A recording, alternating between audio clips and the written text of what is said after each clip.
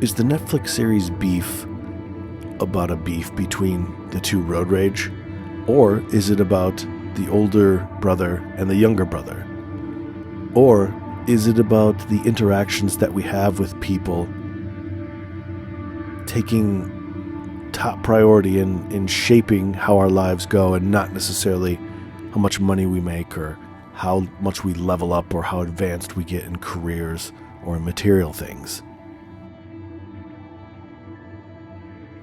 So there are going to be spoilers in this. I really enjoyed Netflix's series Beef, season 1.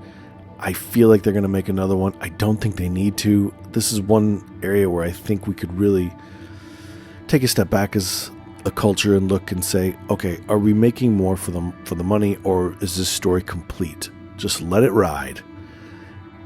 So we have a story of a road rage incident, and then they try to get back at each other, and as they do that, their lives kind of fall apart. Now, one person, played by Ali Wong, she has a lot of money, she has a family, and she's not happy. And Daniel, the character, he wants to get where she is, money and career-wise, and he's unhappy. So you have people on both ends of the spectrum that are unhappy. And it just makes you... This series is really good because it makes you think about how you treat other people. It makes you think about the interactions that we have. Literally road rage interactions. I know I personally have had a few horn honking incidents that make you think like, well, you don't really know what's going on with people's lives. Maybe they're sick. Maybe they have a kid sick. Can you imagine having a child who has like a life-threatening disease, and you got to still function in the dumb world that we've set up? It's dumb. It's mostly dumb. And it's not all dumb. It's just that we're embracing dumb things, like being stuck in traffic, somebody cutting you off, somebody tailgating, somebody flipping you off, and there you are in your car, thinking about your sick child. I mean, can you imagine? Or maybe you just lost your partner, someone that you loved more than anything in the whole world, or a mother, or a sibling, or a best friend, or maybe you just lost your house. Maybe you are on the brink of being homeless, and you go to the store and someone's rude to you. I think that's the underlying point of this series, is how we treat each other, and each interaction adding up to some sort of like pointillistic Seurat masterpiece at the end of the day. In pointillism and painting, if you don't know, Seurat painted like Sunday Afternoon in a Park, and if you do 1 or 2 dots, it's not going to make any sense. But if you do 1,000,000 dots, then you get like a full picture. So I think that's something that relates to how our days go. If you think about it at the end of the day and you have a good day, and you think about all the interactions, maybe you got a good email, maybe you had a good day with a loved one, maybe you had the day off, maybe you saw, whatever you did, you're happier. Those interactions are kinder, gentler, more productive in terms of making you happy, and so you have a better day. And then the opposite of that happening. That's a big theme in this movie, of being able to let things go, being kind to strangers, having empathy, and the path that your life goes on follows those interactions, the build-up of those. One thing I will say about the movie is that the series is that I thought for a while that the beef was really between the brothers, that the older brother was very possessive, very dictatorial of the younger brother, throwing away his college applications, which is a shitty thing to do, and then also lying to him about things that happened. And we see flashbacks when they were kids, and you've got this character, Daniel, that you feel sorry for. He really does a lot of shitty things, but he's trying to better himself, and he does it at the expense of the present tense, I think.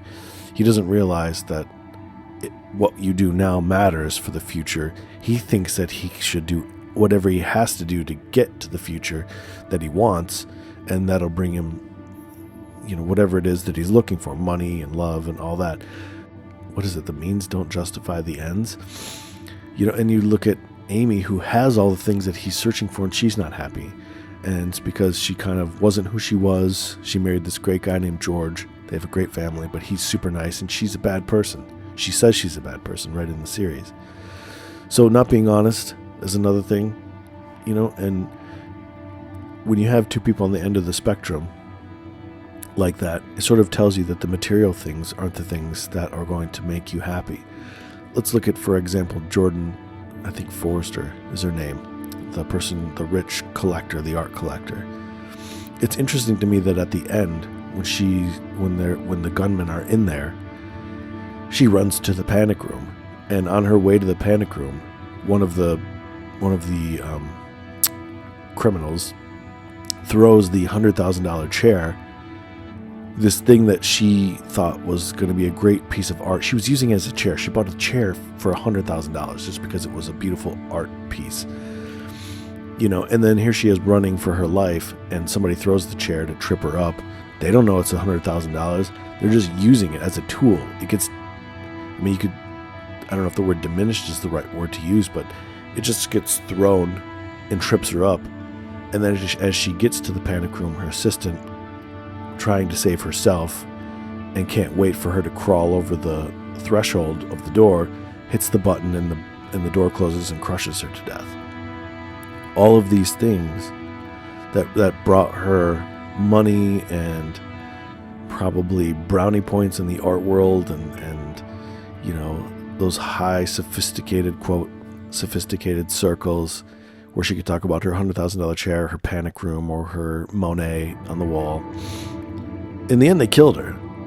And you have that kind of theme running through this too, about what does leveling up mean? Like, are you going to be happy with a $100,000 chair to sit in? Are you going to be happy with a family, even if you lie to your partner about who you are? Do those things matter? There are very few solid, good people in this. George, I think, is one of them, and I think the younger brother, Daniel's younger brother, is one as well. I think that they're good people. And at the end, when you have Amy and Daniel in the woods together after everything that's happened, you get the sense that they're making some sort of a connection, some sort of a breakthrough together, which is interesting because it ends where it started. And this time, instead of being a short, shitty interaction with a stranger, it becomes a meaningful interaction with honesty and togetherness in terms of the struggle of trying to find safety and to get out of the situation they're in. And there's empathy, and they're helping each other. And I guess it sort of ends where it should have started, which is, just being respectful and having those interactions that improve people's lives. And as a result, I think once you try to improve other people's days, have a good interaction so that they get sent in the other direction from you, maybe passing that on. I think, if you want to think of it from a selfish standpoint, if you must, I think that sort of thing helps you as well. It makes your day better. Rather than taking and taking and taking, you give and give, and then you'll get what you want, and you'll end up getting both.